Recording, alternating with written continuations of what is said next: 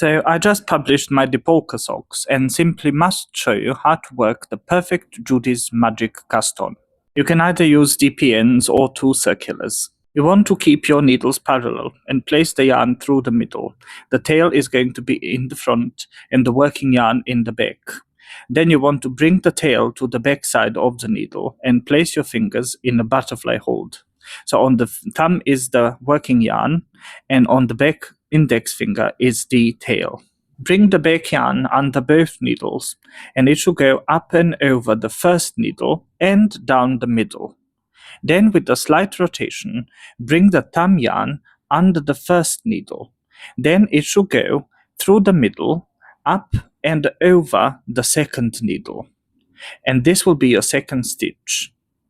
Then you want to keep repeating, bringing the back yarn with a slight rotation under both needles, up and over the first needle and down the middle. Then with the thumb under the first needle, through the middle and over the second needle. Keep repeating until you have even number of stitches on both needles. So once you are done, rotate your needles to the right and you want to hold on to that tail. As you can see, it is not attached to anything and we are working across that second needle. So all you have to do is keep a hold of that tail until you work that first stitch.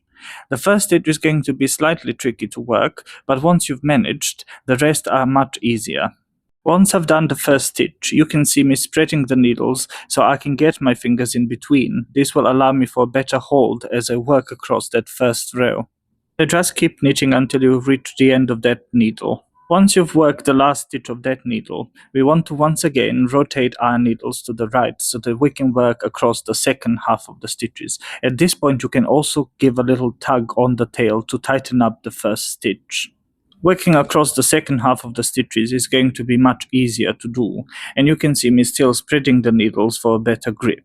So simply work until you've completed all of the stitches, and this will be your completed round. From this point you will do your increases and shape your toes. And there you have it, Judy's magic cast on. I hope you give it a try and check my pattern out.